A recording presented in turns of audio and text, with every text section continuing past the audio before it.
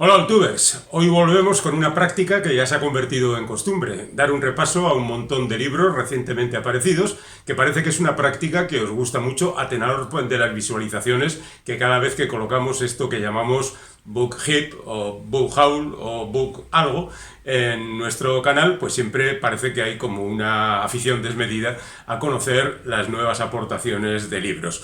Por supuesto, esta es una minúscula muestra de lo que hay en las librerías, porque se publican tantos libros que la verdad es que es difícil conseguir mantener la cabeza serena y seleccionar convenientemente lo que más nos gusta. Entre que nuestros autores favoritos publican bastante y que siempre hay nuevas aportaciones y los nuevos nombres siempre mantienen la incógnita de ¿serán verdaderamente buenos? La verdad es que entrar en una librería últimamente se está convirtiendo en una aventura digna de atravesar una selva enmarañada y repleta de lianas que nos resultan atractivas. Pero bueno, hemos hecho una selección de lo posible, de lo que tenemos más cerca, de lo que creemos que también puede gustaros, a ver si hemos acertado.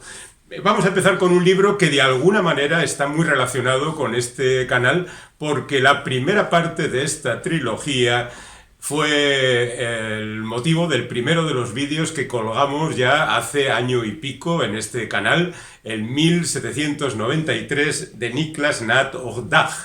Y bueno, por ese motivo me ha parecido que ya que ha aparecido este libro, es conveniente empezar este repaso por él justamente.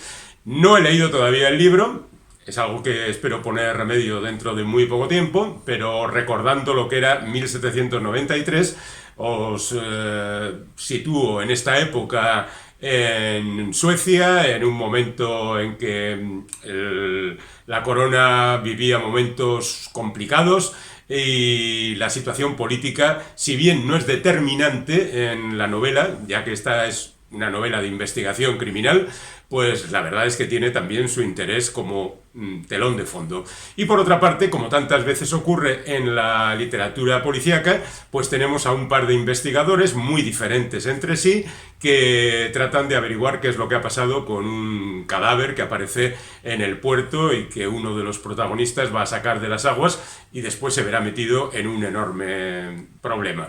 La verdad es que no es tanto una novela de investigación policial, que lo es, sino que también es al mismo tiempo un soberbio melodrama y una novela histórica con muchas cosas importantes que contar y sobre todo, y esto es lo verdaderamente definitivo, es una novela que está bien escrita y que se sigue estupendamente. Y cada una de las partes, estoy hablando de 1793, y cada una de las partes es muy diferente.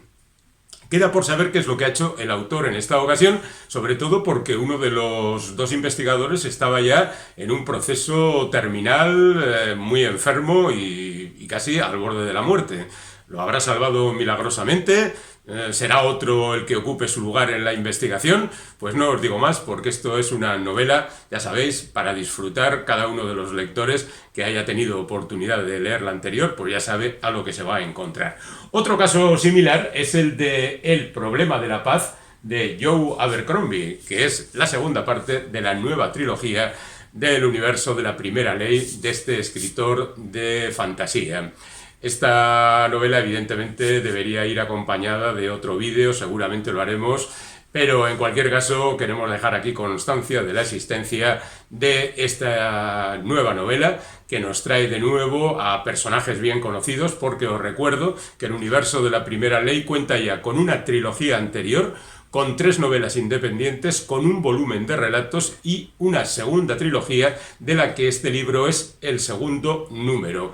Lo cual quiere decir que no es tan importante como el primero, donde arranca la acción, ni tan definitivo como el tercero, que es donde se supone que termina.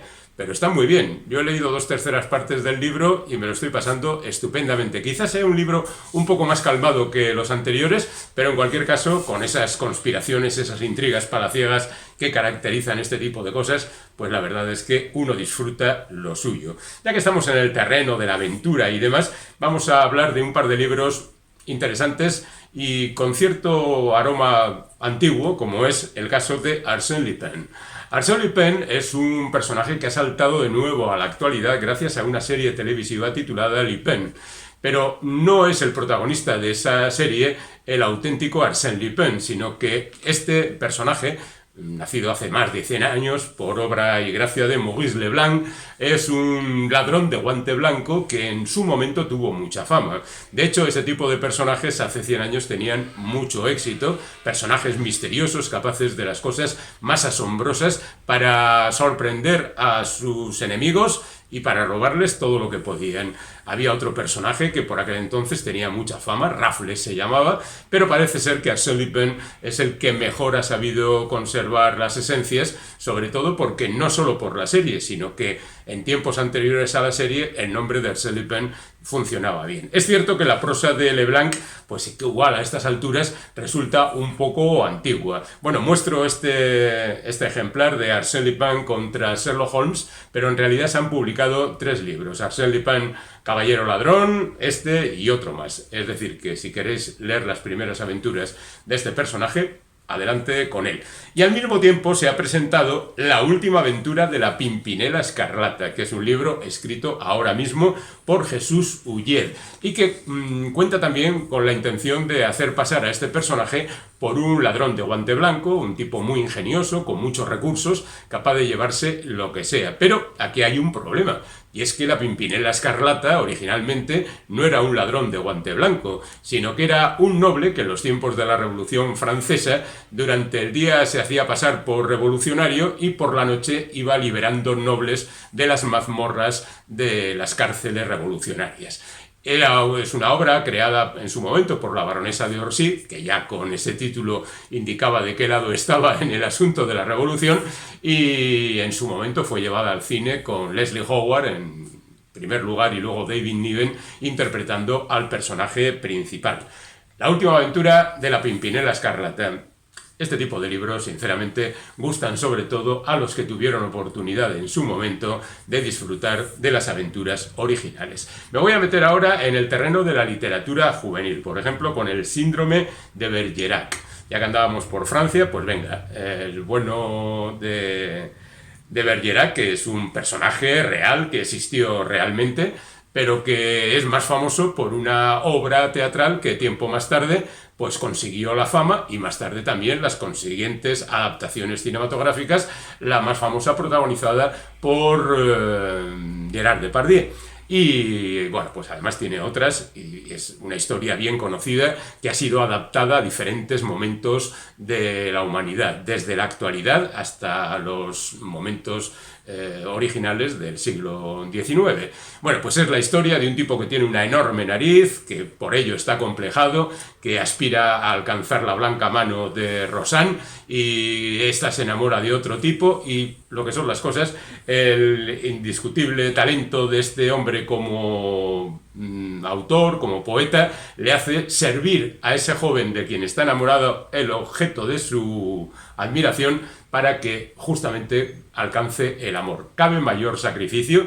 Bueno, pues aquí tenemos una comedia heroica escrita por Pablo Gutiérrez, que ha ganado el premio EDB de literatura juvenil y que habla justamente de este individuo que, ya digo, en su momento fue también un autor de obras muy significativas y singulares como El viaje a la luna,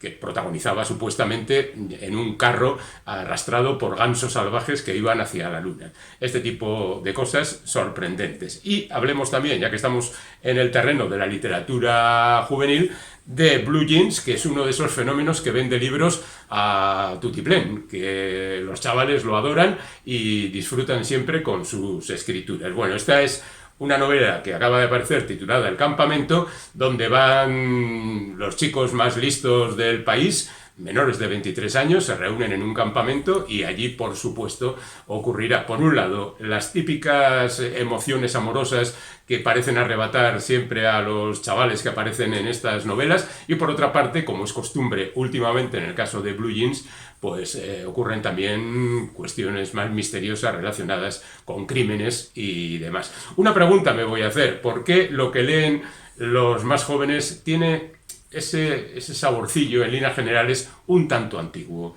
Historias más bien tópicas, historias que en ningún momento tratan de trascender la literatura más facilona y que, bueno, yo puedo entender que quizá a los más jóvenes un Ulises de Joyce les resulte áspero de leer, ¿no?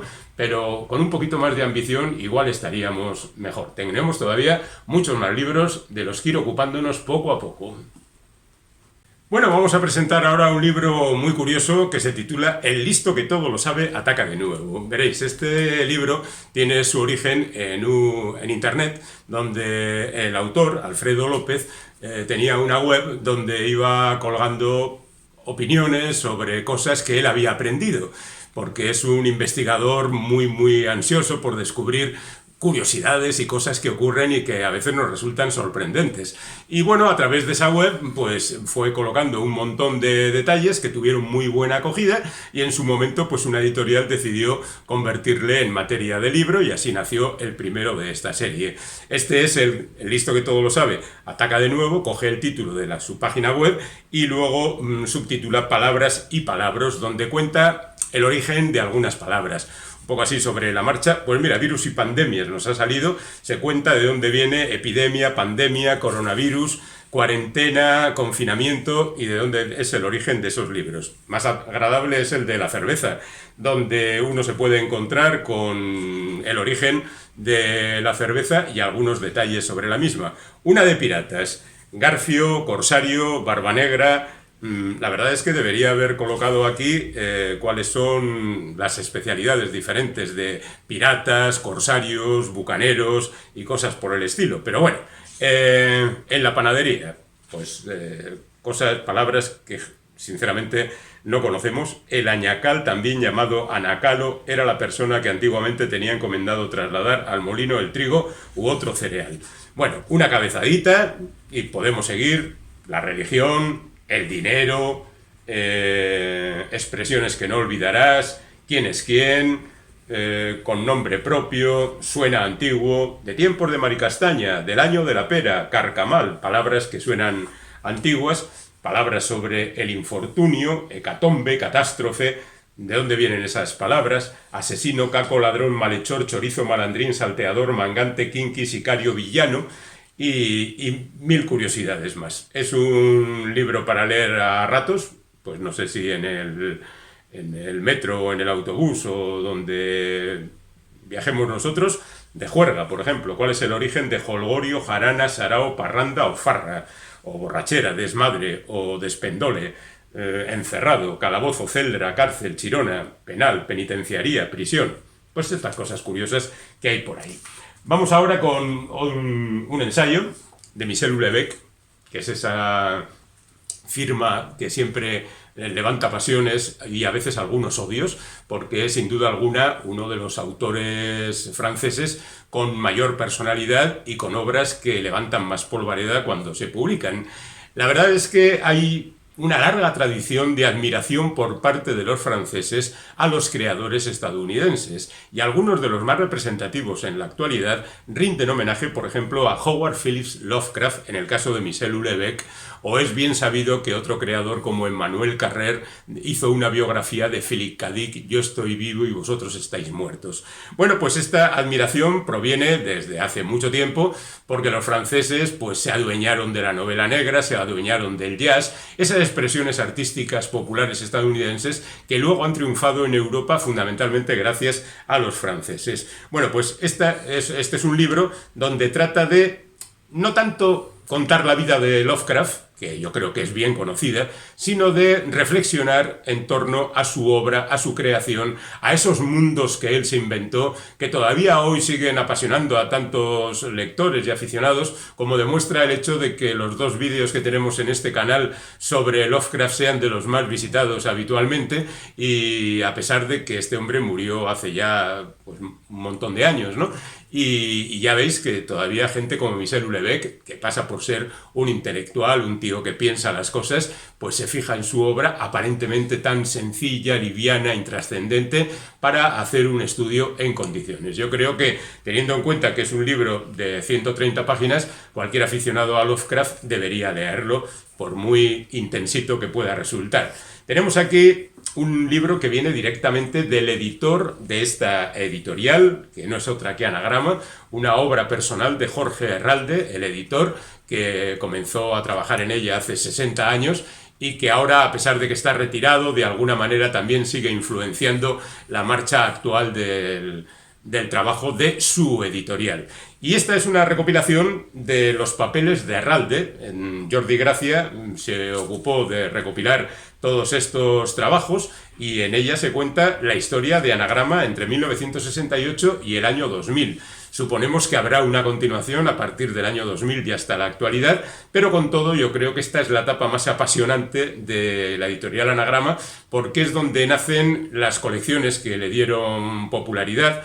Por ejemplo, la famosa Panorama de Narrativas o Narrativas Hispánicas, y se cuentan pues los grandes momentos de la Ghost Divine y de los tiempos de la Barcelona de finales del franquismo, comienzos de la democracia, que siempre es muy atractiva, y además con un personaje como Jorge Herralde, que estaba metido en todos los jaleos. Y bueno, pues es un trabajo, yo creo que interesante para quien esté mínimamente atraído por la edición y también por conocer a unos personajes muy singulares. Ya que estamos hablando de Anagrama, pues yo creo que podemos hablar de un par de libros más de Anagrama. Este no lo he leído, pero tiene un título que me parece tan fascinante que lo voy a leer sin duda.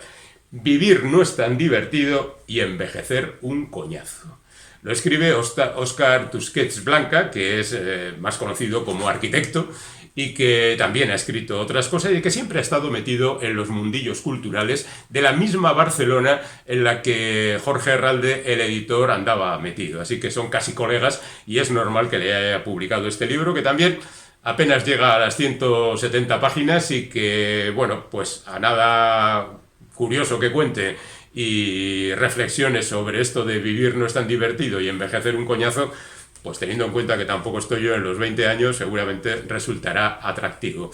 Y luego tengo el nuevo libro de Mariana Enríquez. Mariana Enríquez es una autora argentina fascinante, de la cual ya os he hablado en alguna otra ocasión, que escribe unos cuentos sobrecogedores, es la máxima representante del gótico andino, que tanto se ha extendido últimamente por Latinoamérica y que ganó el premio Herralde justamente con su última novela hace un año aproximadamente.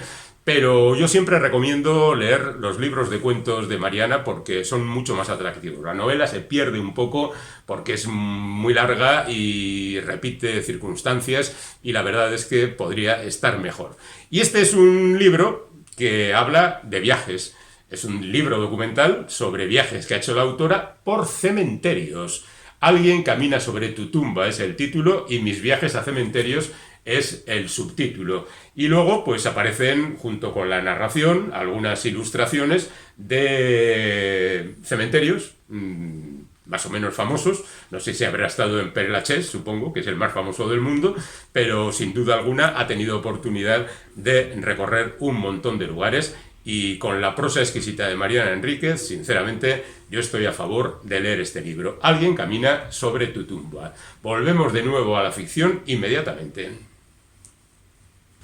Volvemos a la ficción y nos vamos con uno de los representantes de eso que he llamado en alguna ocasión el cliffhanger perpetuo, continuo, incansable. Hablamos de Javier Castillo, que hace 5 años publicó su primer libro en internet, fue rápidamente reclutado por una editorial y ya lleva 5 libros, 4 de los cuales componen 2 series, es decir, empezó con El año en que se perdió la cordura y luego continuó con, el día en que se perdió la cordura y luego continuó con El día que se perdió el amor, luego escribió una novela independiente, Todo lo que sucedió con Miranda Huff, y después La chica de nieve, que coincidió justamente con el comienzo de la pandemia y que a pesar de las dificultades del momento vendió muy bien, porque Javier Castillo vende muy bien. Y El juego del alma es una especie de secuela de esa chica de nieve, porque cuenta prácticamente la misma historia, la desaparición de unas jóvenes y protagonizada también por los mismos personajes, que son una periodista, su maestro periodista y un agente del FBI especializado en buscar personas desaparecidas. Bueno, la historia ya sabéis cómo funciona. El bueno de Javier y el resto de la gente que hace este tipo de escritos está empeñado en hacer capítulos de aproximadamente 10 páginas y que al final de cada uno de ellos ellos haya un cliffhanger, de manera que, ¡oh! ¿Qué es lo que pasa aquí? ¡Oh, sorpresa! Vamos a ver qué es lo que ocurre, y él te cambia de personaje y te cambia de situación para que tengas que esperar unas 20 páginas para continuar con esa rama de la acción.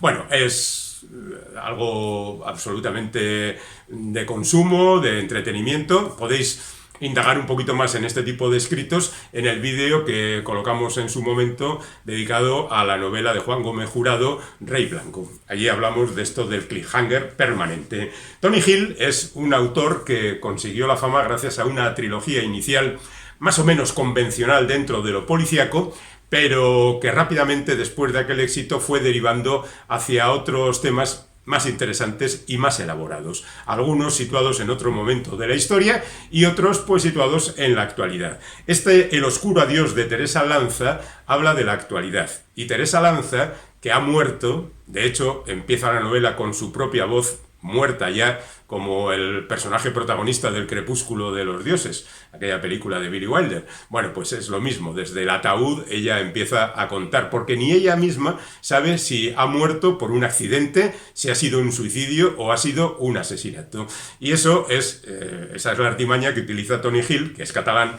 Lo digo porque el apellido puede llevar a algún tipo de pensamiento de que es estadounidense o inglés, pero no, es catalán, y es el truco que utiliza para tenernos permanentemente interesados. Tras esa introducción, lo que hace Tony es contarnos cómo son los personajes que estaban cercanos a la protagonista, esa protagonista muerta, que son la gente en cuya casa trabajaba como limpiadora y con las personas con las que se relacionaba en una urbanización.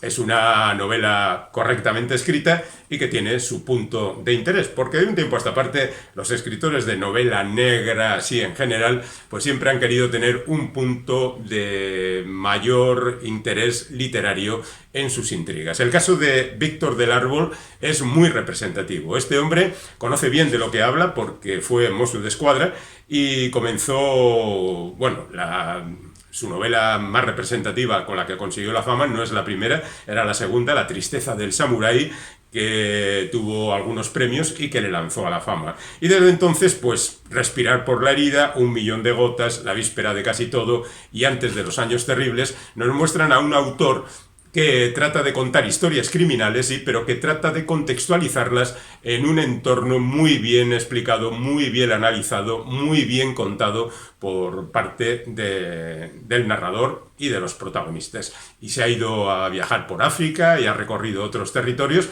y ha viajado también por la historia hasta la Guerra Civil para contarnos intrigas policíacas, pero ya digo, un poco más elaboradas. Bueno, en esta novela, El hijo del padre, pues partimos también de una indefinición del personaje central que no sabe muy bien quién es. Se llama Diego Martín, pero no se sabe exactamente, o el lector no sabe exactamente quién es. Es un padre de familia, es un esposo amantísimo, es un profesor universitario, pero hay un secreto en su vida, y es lo malo de hablar de este tipo de libros porque no podemos contar nada. Pero bueno, sabed que Víctor del Árbol está de nuevo en funcionamiento. Vamos ahora con un tipo de literatura muy diferente. Por ejemplo, tenemos aquí a Carolina Ramskit, que es sueca y que ha escrito algunas novelas. Esta es la primera que he tenido oportunidad de leer. Se titula La cazadora de osos y es una novela histórica porque ocurre en el siglo XVI con una protagonista que inicia un viaje donde se produce un escándalo y ella, junto con su criada, es abandonada en una isla donde tendrá que sobrevivir como cazadora de osos. Y por un lado se cuenta la historia de esta mujer, pero por otro se cuenta también la historia de una persona que en la actualidad, y este es un recurso que ha sido tantas veces utilizado que ya empieza a cansar un poco, pero bueno, les viene bien a los autores porque cuenta dos vidas diferentes con un nexo de unión, una disculpa para que aparezcan unidos, y bueno, pues le permite escribir libros de 300 y pico páginas con dos historias diferentes. Bueno, ya digo, en la actualidad hay una persona que se interesa por esa historia y que obviamente irá descubriendo cosas que nosotros ni siquiera pensábamos en la narración, digamos, convencional en el siglo XVI. Carolina Ramskit se llama y es sueca, como decíamos, y acaba de aparecer el libro. Otessa Moshfegh es una autora que ya llamó mucho la atención con su segunda novela publicada entre nosotros. Bueno, su primera era Mi nombre era Eileen y la segunda es Mi año de descanso y relajación, que era una curiosa novela en la que la protagonista, la misma Otessa, se recluía en casa porque quería abandonar el mundo y sus placeres y sus problemas. Y lo que ocurría en ese año, contado con mucho encanto, era lo que contaba este libro. Bueno, pues esta es una novela, La muerte en sus manos, es una novela mucho más convencional, es una novela policíaca en la que aparece un mensaje en el que dice: yo no lo he matado. ¿A quién no has matado si no hay ningún cadáver, no? Bueno, pues es el gancho del que tira la autora para contar una historia policíaca más convencional dentro de los cánones establecidos y para contentar a todo el mundo. Pero es una escritora muy interesante y deberíais tenerla en cuenta. Aquí tenemos a una autora superlativa que es Alice Munro, es una autora canadiense, experta sobre todo en cuentos, sus narraciones son sobresalientes, sus libros de cuentos son tan famosos como los cuentos de Anton Chekhov, que pasa por ser el mayor representante de la cuentística mundial a través de todos los tiempos, y la verdad es que Munro lo único que hace es contar lo que ve a su alrededor, retrata a las personas con las que vive, y también inventándose un poco sus vidas y haciéndonos acercarnos a vidas atormentadas, muchas de ellas, y en conflicto casi permanente. La escritura de Munro es fantástica, buenísima, atractiva, te va llevando de atrás para adelante con gran habilidad, y leer uno de sus libros es hacer oposiciones a leértelos todos, y tiene unos cuantos, lo cual es toda una garantía. Uno de los libros fundamentales de los últimos tiempos. Y ya para terminar, despidamos como se merece a Javier Reverte, que ha muerto hace unos meses. Lamentablemente, su hermano Jorge Martínez Reverte ha muerto también hace poco, a pesar de que tenían 4 años de diferencia. Los dos son escritores, Jorge más periodista y Javier más viajero.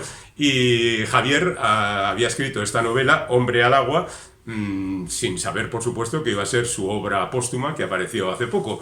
La verdad es que a mí me gustan más los libros de viajes de Javier que sus novelas, pero lo traigo aquí porque me parece que era un autor fantástico, fabuloso, que contaba las cosas como nadie las ha contado, y lo que era también muy importante, era un gran conversador. Charlar con él, hacerle una entrevista, era hacer oposiciones a no saber cuándo terminar.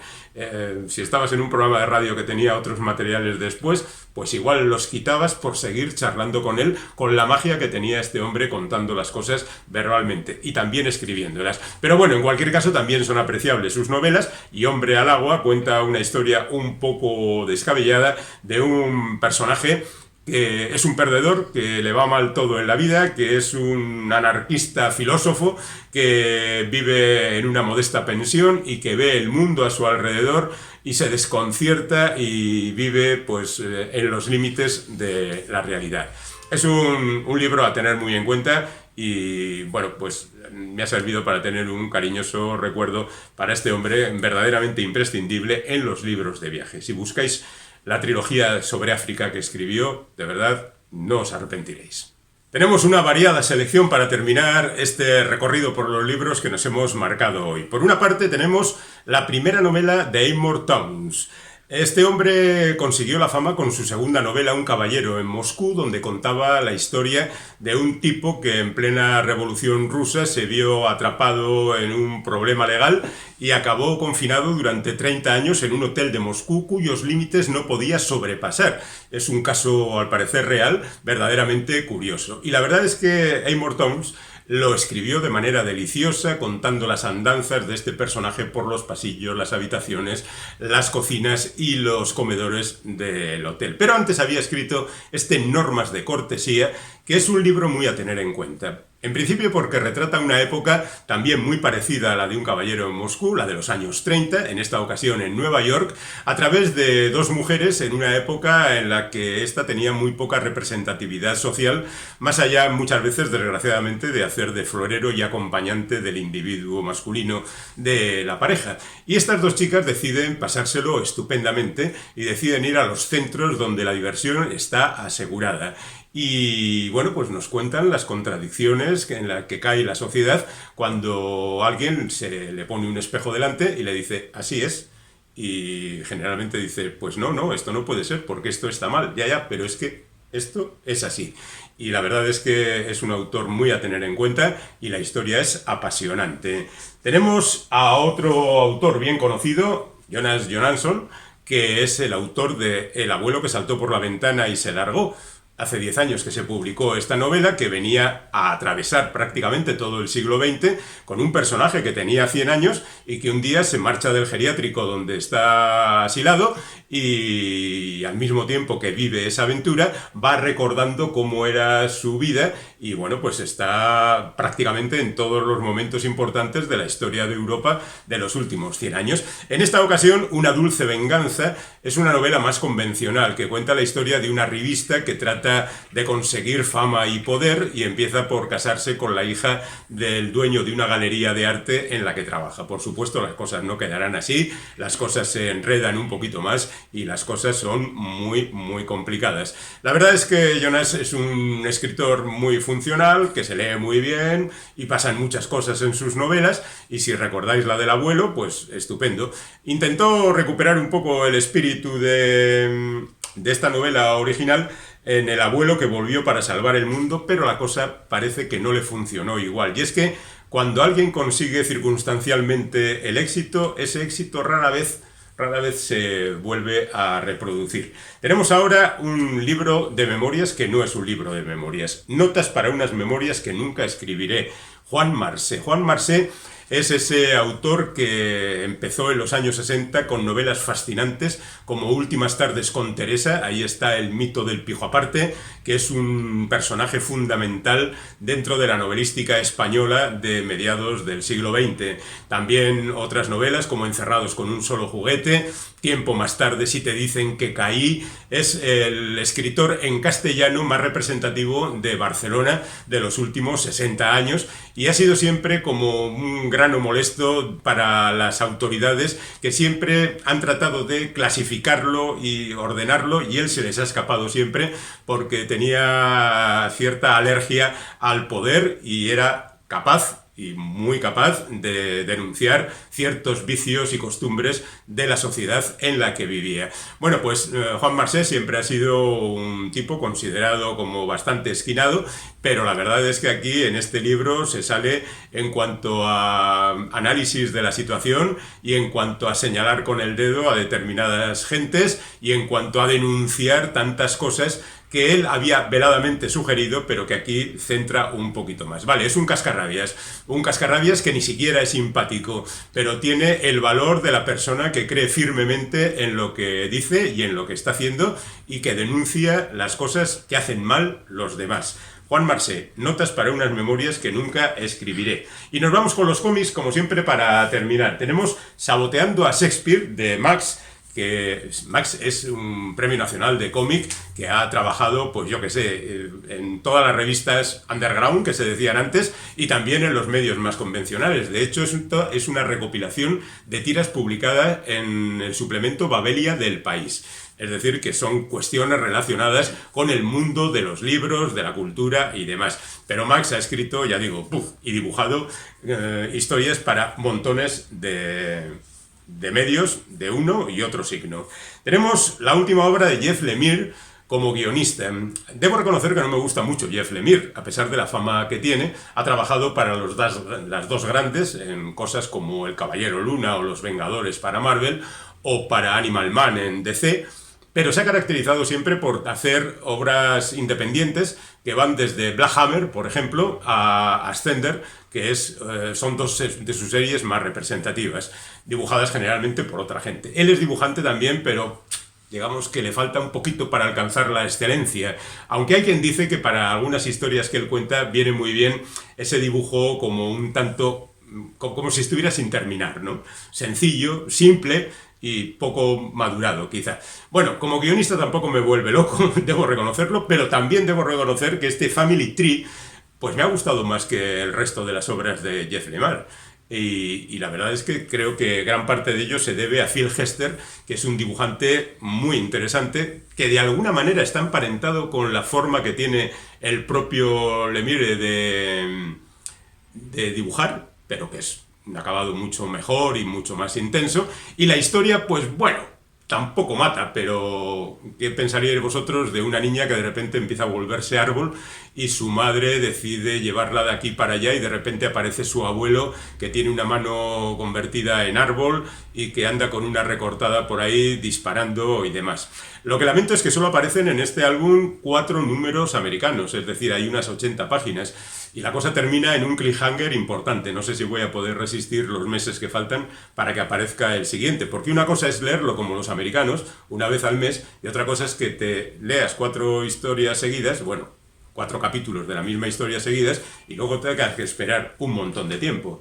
Vamos ahora con La Tempestad, la última, parece, de la Liga de los Caballeros Extraordinarios. La última que ha aparecido, y digo que parece que puede ser la última, porque aquí Alan Moore está ya absolutamente descalabrado y salido de los cauces habituales. Alan Moore es el famoso autor de Watchmen y de tantas historias que tanto queremos. From Hell, La Cosa del Pantano, V de Vendetta, yo qué sé. Es la máxima autoridad dentro de los cómics. Y hace ya 20 años empezó con la Liga de los Caballeros Extraordinarios, que reunía a personajes literalmente, de la literatura decimonónica. Pues desde el Capitán Nemo y el Nautilus hasta Mina Harker, de la historia de Drácula, o Alan Quatermain, el famoso explorador de África, y otros personajes de la época. La primera serie de 6 números era una auténtica maravilla y desde aquí os digo que debéis tenerla porque sí. La segunda no estaba tan bien y luego ya se le fue un poquito la olla. Un día de estos haremos un vídeo dedicado a Alan Moore y fue derivando hacia lo que él considera el análisis más importante que se ha hecho a través de ejemplos de cómo ha sido la historia del cómic. Aquí hay formatos de todo tipo, desde las tiras de prensa hasta las páginas de revistas, hasta los folletos, absolutamente de todo. Pero la historia debería ser un poco mejor. Por su parte, el dibujante Kevin O'Neill, como siempre, excelente y muy adecuado para el tema. Y terminamos con el gran Alberto Breccia, que es una lamentable pérdida de hace ya muchos años, pero un maestro dentro del dibujo, un maestro argentino, con esta recopilación de relatos de Edgar Allan Poe, que está encabezado por El corazón delator. Bueno, supongo que conocéis el grafismo de Breccia, que era un auténtico maestro, que adaptó la obra de Lovecraft, que ha adaptado la obra de Poe, que tiene sus propias creaciones al margen de las adaptaciones, que adaptó a Sabaton en Informe para ciegos, y la verdad es que tiene también otras creaciones muy importantes. Bueno, pues aquí, a pesar de que los relatos ya son bien conocidos por todo el mundo, el bueno de Breccia consigue darles una dimensión diferente, muy atractiva y muy disfrutable. Y con esto vamos a terminar, porque se nos han acabado todos los libros, y son unos cuantos, de los que hemos hablado hoy. Esperamos que algunos de ellos os sirvan para disfrutar un buen ratillo, y bueno, que volváis por aquí, porque siempre encontraréis vídeos de libros, vídeos de películas, vídeos de cómics, vídeos de cultura popular.